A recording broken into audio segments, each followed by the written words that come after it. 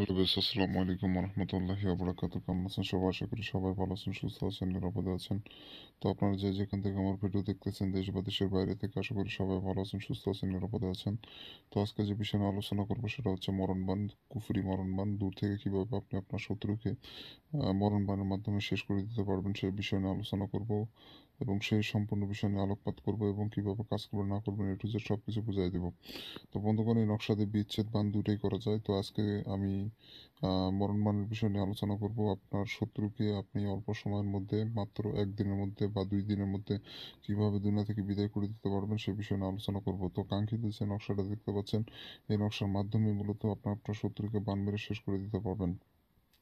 ওই শত্রুটা যতই ক্ষমতাশীল হোক না কেন, যতই কেউ হোক না কেন, সে যদি কবিরাজও হয় তাও কোনো বিষয় নয়।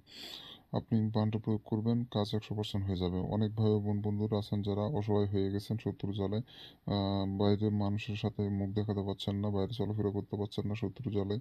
শত্রু আপনাকে গালিগালাজ, তারপরে এ থেকে জায়গা জমি ঝামেলা, সম্পর্ক নিয়ে ঝামেলা থেকে শুরু করে টাকা পয়সা লেনদেন থেকে শুরু করে বিভিন্নভাবে শত্রুতা হয়ে যেতে পারে। তো এমন শত্রু আহ, মানে প্রাণঘাতী শত্রু হয়ে যায়, তাকে বেঁচে রাখলে আপনার বেঁচে থাকা কঠিন হয়ে যাচ্ছে। এমন অবস্থায় দেওয়ালে পিঠ থেকে গেলে আপনি এই বানটা প্রয়োগ করবেন, 100% কাজ হবে। তো এটা সম্পূর্ণরূপে মরণ বান, এটা কোনো অসুস্থ বান বা পাগল বান নয়। এটা মারলে সরাসরি শত্রু মারা যাবে, সরাসরি শত্রু মারা যাবে, কোনো আর টাইম নাই, শেষ, একবারই শেষ হয়ে যাবে, খেলা শেষ। তো যারা আমার চ্যানেলে নতুন, অবশ্যই চ্যানেলটি সাবস্ক্রাইব করে পাশে থাকবে, বেল আইকনে ক্লিক দাও, নোটিফিকেশন অন করবেন, এত করে পরবর্তী সব নতুন নতুন ভিডিওগুলো দেখতে পারবেন সবার আগে।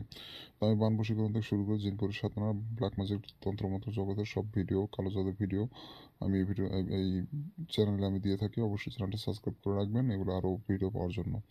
তো আপনি আপনার শত্রুকে মারতে গেলে আপনি একটা সাদা কাগজ নেবেন, সেই সাদা কাগজের উপরে স্কেল দিয়ে সুন্দর করে দাগ টেনে কুশি টেনে ঘর যেভাবে দেওয়া আছে ওইভাবে ঘরগুলো সাজাবেন। সাজানোর পর নকশাটা অঙ্কন করবেন। যে হরফ সংখ্যাগুলো ব্যবহার করা হয়েছে আপনি স্ক্রিনে দেখতে পাচ্ছেন মূলত নকশাতে, এই নকশার যে হরফ সংখ্যা আছে ঘর সাজায় আপনি হুবহু একই রূপভাবে আপনাকে নকশাটা অঙ্কন করতে হবে।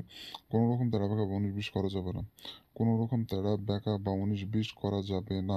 আর এই নকশাতে কোথাও কোনো নাম দেওয়ার প্রয়োজন নেই। আপনি যখন নকশাটা লিখবেন, যেই শত্রুকে আপনি বান মেরে শেষ করতে চাচ্ছেন সেই শত্রুর নামটা মনে মনে ভাবতে ভাবতে আপনি নকশাটা অঙ্কন করবেন, তাহলেই হবে। এখানে নাম কোথাও দেওয়ার প্রয়োজন নেই। আপনি যে শত্রুকে মারবেন সেই শত্রুর নামটা মনে মনে জপ করবেন, তার নাম ভাবতে ভাবতে বলতে বলতে বলতে বলতে আপনি নকশাটা অঙ্কন করবেন, লিখবেন, তাহলেই হবে, ওই শত্রুর উপর বান প্রয়োগ হবে। এখানে নাম দেওয়ার কোনো প্রয়োজন হবে না। আর এই নকশাটা আপনি যে কোনো দিনই লিখতে পারবেন, তবে শুক্রবার এবং শনিবার এই 2 দিনে উত্তম এই নকশাটা লেখার জন্য। আপনি এই 2 দিনে যে কোনো একদিন লেখার চেষ্টা করবেন। আর যখন নকশা লিখবেন আশেপাশে কেউ যেন না থাকে, নিরিবিলি জায়গায় বসে একাকী বসে সম্পূর্ণ নকশা আপনাকে লিখে ফেলতে হবে। তো নকশা লেখা হয়ে গেলে নকশার নিচে আপনাকে দিতে হবে, আপনার নকশার নিচে যে এই সাইডে আপনি মনে করেন এই শত্রুর ঠিকানাটা আপনাকে দিতে হবে, শত্রুর ঠিকানা অথবা তার পিতার নাম নকশার নিচে এখানে দিবেন। শত্রুর ঠিকানা মানে গ্রামের নাম যেখানে থাকে সেই গ্রামের নামটা এখানে দিবেন। আর যদি গ্রামের নাম না জানেন তাহলে তার পিতার নামটা এখানে দিবেন। আর শত্রুর নাম এখানে দেওয়ার কোনো প্রয়োজন নেই, শত্রুর নাম দিবেন না। শত্রুর নামটা মনে মনে ভাবতে ভাবতে নকশাটা অঙ্কন করবেন, তাহলেই হবে। তো এইভাবে করে নকশা অঙ্কন করা হয়ে গেলে নকশাটা আপনাকে মোমবাতির আগুনে পোড়াই ফেলতে হবে, মোমবাতির আগুনে পুড়ে ছাই বানিয়ে দিতে হবে পুরো নকশাটা, তাহলে কাজ শেষ, আপনাকে আর কিছু করা লাগবে না। মাত্র 1 থেকে 2 দিনের মধ্যে কাঙ্ক্ষিত শত্রু যেখানে যে অবস্থায় থাক না কেন মারা যাবে। সে যদি পৃথিবীর শেষ প্রান্তে থাকে তাও কাজ হবে 100%। দুনিয়ার শেষ প্রান্তে থাকলেও কাজ হবে, ওটা সমস্যা নেই। অনেকে বলেন যে দূরে থাকলে শত্রু যদি দূরে থাকে তাহলে কাজ হবে কিনা, 100% কাজ হবে। আপনি কাজ করেন তাহলে বুঝতে পারবেন, আমার মুখের কথা বিশ্বাস করার প্রয়োজন নেই। আপনি কাজ করেন, তারপরে বুঝতে পারবেন আমি সত্য বলছি না মিথ্যা বলছি।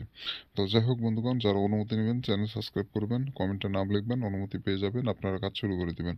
আর যারা এই 2টা কাজ করবে না তাদেরকে কখনোই আমি অনুমতি দিব না। আর যারা ব্যক্তিগত সমস্যায় ভুগতেছেন আমার সাথে যোগাযোগ করবেন, স্ক্রিনে দেওয়ার নম্বরে ইমুতে এসে যোগাযোগ করবেন অথবা হোয়াটসঅ্যাপে সমস্যার সমাধান করে দেওয়ার চেষ্টা করবেন ইনশাআল্লাহ।